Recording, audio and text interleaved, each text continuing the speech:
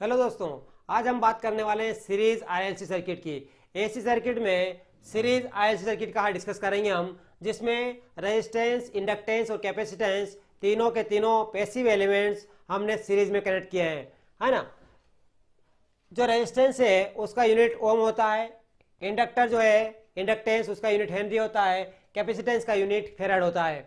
और रेजिस्टेंस के क्रॉस जो वोल्टेज ड्रॉप होगा वो होगा V R, voltage drop across inductor V L, और वोल्टेज ड्रॉप अक्रॉस कैपेसिटर जो है वो हमने वी सी एज्यूम किया है, राइट। यहाँ सप्लाई दिया हमने साइनसॉइडल सप्लाई वी एस, और उस वी एस की वजह से सर्किट में जो करंट फ्लो हो रहा है वो कौन सा हो रहा है, आई करंट फ्लो हो रहा है। और ये जो आई करंट है ये सर्किट में तीनों ही एलिमेंट में सेम फ्लो हो रहा है, राइट। इसलिए सीरीज में कनेक्शन है, इसलिए करंट सेम फ्लो हो रहा है, और इसीलिए हम फेजर डायग्राम में करंट को रिफरेंस एक्सिस, एक एक्सिस में करंट को रेफरेंस एक्सिस मानेंगे, मीन्स रेफरेंस में हम करंट को लेंगे, रेफरेंस एक्सिस में हम करंट को लेंगे, राइट। तो जो वी आर जो है, वी आर जो है वो है I into R, voltage drop across resistance. V L जो है वो है आई इंटू एक्स एल, और वी सी जो है वो है I into X C, where R is the resistance of the resistor, L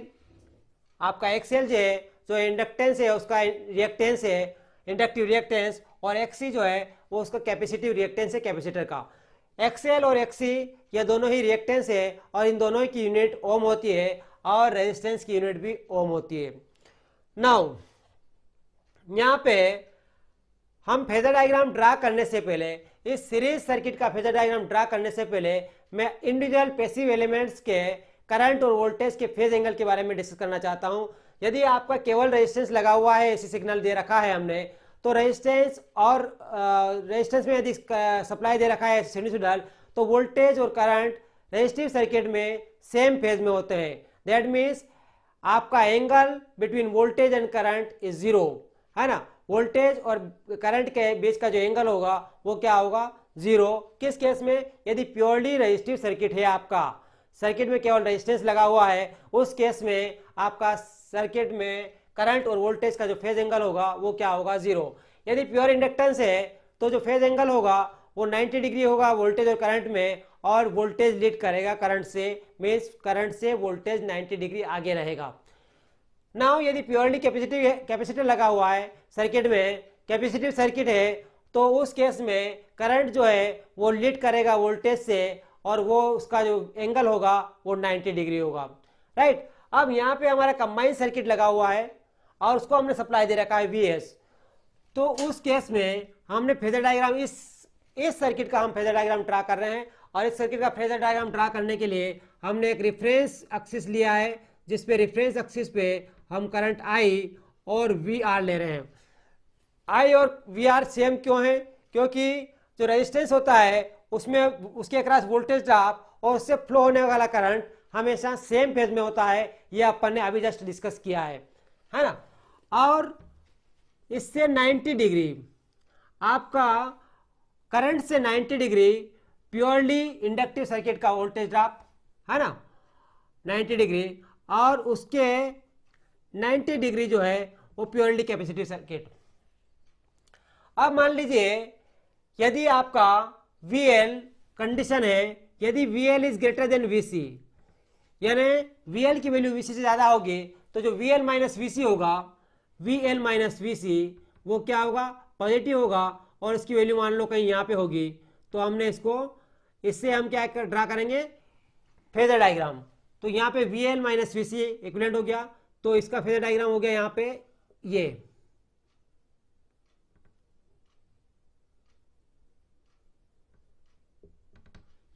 और ये फेज एंगल हो गया पाई। ये है आपका VL माइनस VC, ये है आपका VR। तो यहाँ पे क्या है, VS इक्वल टू क्या हो जाएगा, VS इक्वल टू क्या हो जाएगा, पाइथागोरस प्रमेय के अनुसार VS की वैल्यू क्या हो जाएगी, VS square equal to VR square plus VL minus VC का होल स्क्वायर। ये आप पाइथागोरस प्रमेय के अनुसार VS की वैल्यू हुई। अब यहाँ पे VS जो है, VS क्या हो जाएगा, VS equal to root of VR square plus VL minus VC का होल स्क्वायर, राइट। अब हम जानते हैं कि VR, VL और VC इन तीनों की वैल्यू ये है, ये तीनों की वैल्यू हम इस इक्वेशन में पुट करेंगे तो क्या हो जाएगा, equation becomes V S equal to root of V R की जगह आई इंटू आर का whole square plus I into XL minus I into XC का होल स्क्वायर। यहां से आई स्क्वायर कॉमन ले लेंगे तो आपका क्या बनेगा, आई स्क्वायर कॉमन लेने से इससे आप आई स्क्वायर कॉमन लेंगे तो आपका V S equal to root of I square into R का square plus V L minus XL minus XC का होल स्क्वायर। यहां से आई स्क्वायर बाहर आ जाएगा तो I equal to I into R square plus XL minus XC का whole square और यहां हो गया वी एस, राइट। अब अपने पास यहां पे मैंने क्या किया, इस आई को नीचे डिवाइड किया तो वी एस डिवाइड बाई क्या हो गया आई, और ये आपके पास इक्वेशन क्या हो गया, V S divide by I equal to R square plus X L minus XC का होल स्क्वायर। हम ओम्स लॉ को जानते हैं, ओम्स लॉ क्या बोलता है, voltage is directly proportional to the current, means resistance equal to V divide by आई।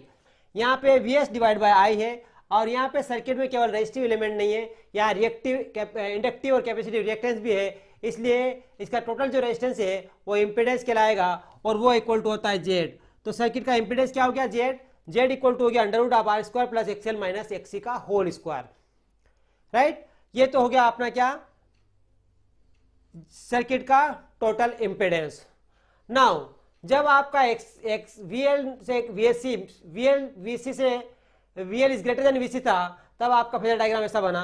अब मान लीजिए यदि आपका वीएल जो है लेस देन वीसी हो, है ना, मीन्स वीसी की वैल्यू, वीसी का जो सी के क्रॉस जो ड्रॉप है वो इससे ज्यादा होगा तो ओवरऑल सर्किट का जो मैग्नीट्यूड होगा वो क्या होगा, वीएल माइनस वीसी का मैग्नीट्यूड क्या होगा, वीएल माइनस वीसी का मैग्नीट्यूड जो है ये आई है, ये वी आर है, तो वीएल माइनस वीसी ये वीसी है, तो वीएल माइनस वीसी क्या होगा, नेगेटिव होगा। मान लीजिए यहाँ 24 वोल्ट है, यहाँ 12 वोल्ट है, 12 माइनस 24 कितना होता है, -12 कहाँ आएगा यहाँ पे, तो V C minus V L कहाँ आएगा यहाँ पे, और इसका मैग्नीट्यूड फेजर डायग्राम क्या बन जाएगा इस टाइप से। तो ये आपका फेज एंगल है और इसकी वैल्यू जो है आपकी वी एस की वो क्या होगी, V S equal to under root of V R square plus V C minus V L का होल स्क्वायर, राइट। इस प्रकार हमारा फेजर डायग्राम इस प्रकार बनेगा जब V C is greater than V L हो तो।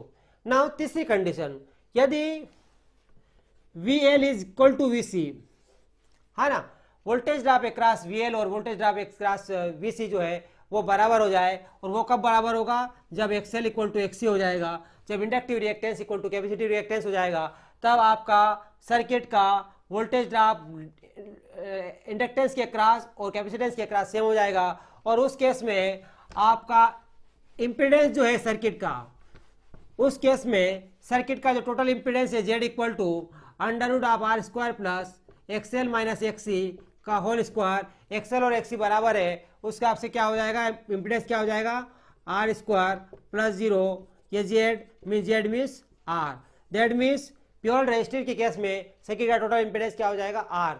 सिमिलरली यदि अपन वी एस की बात करें तो वी एस क्या हो जाएगा, V R square plus V L minus V C का होल स्क्वायर। वी एल और वी सी बराबर है इसलिए इसका वैल्यू क्या हो जाएगी 0, तो वी एस इक्वल टू क्या हो जाएगा, वी आर का स्क्वायर अंडर रूट में, तो वी एस इक्वल टू क्या हो जाएगा, वी आर।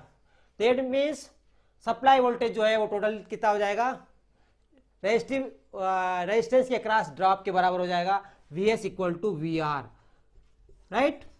इसका मतलब यह हुआ कि जब प्योर रेजिस्टिव सर्किट होता है उस केस में जो फेजर डायग्राम होता है वो क्या होता है, करंट और वोल्टेज का फेज सेम होता है, दैट मीन्स फेज एंगल 0 होगा, तो ये वोल्टेज वी आर है और ये सेम करंट आई होगा।